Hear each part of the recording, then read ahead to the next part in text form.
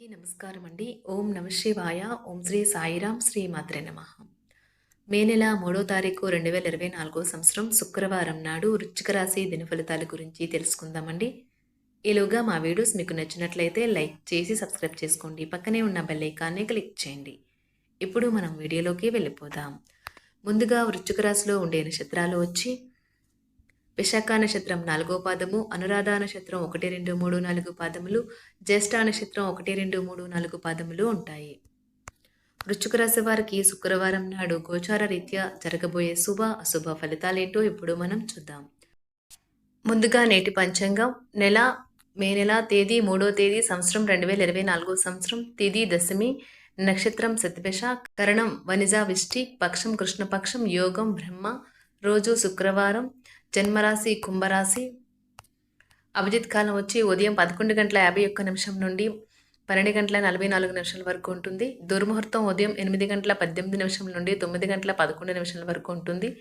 మరలా మధ్యాహ్నం 12:44 నుండి 1:38 వరకు ఉంటుంది.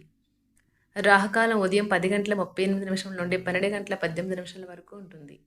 యమగండం మధ్యాహ్నం 3:38 నుండి సాయంత్రం 5:17 వరకు ఉంటుంది.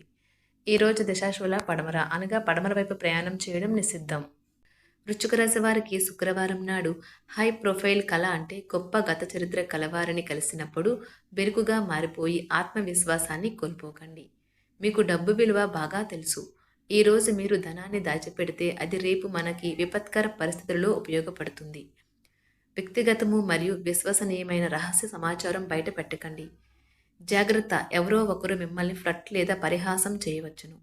కొత్త ప్రాజెక్టులు పథకాలు అమలుపరచడానికి ఇది మంచి రోజు. తొందరగా పనిని పూర్తి చేసుకోవటం, తొందరగా ఇంటికి వెళ్ళటం ద్వారా మీకు ఈరోజు బాగుంటుంది. ఇది మీకు ఆనందాన్ని మరియు కుటుంబంలో వారికి ఆహ్లాదాన్ని చేకూరుస్తుంది.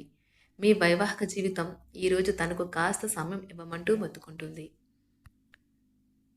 వృశ్చిక రాశి వారికి శుక్రవారం నాడు ఆరోగ్యం, సంపద, వృత్తి చాలా అద్భుతంగా అనుకూలంగా ఉన్నాయండి. వృశ్చిక రాశి వారికి శుక్రవారం నాడు అదృష్ట సంఖ్య వచ్చి 4. పరిహారం వచ్చి చిరస్మరణీయమైన కుటుంబ జీవితం కోసం తెల్ల పాలరాయిపై సుగంధం వర్తించిన తర్వాత నీరు పోయండి.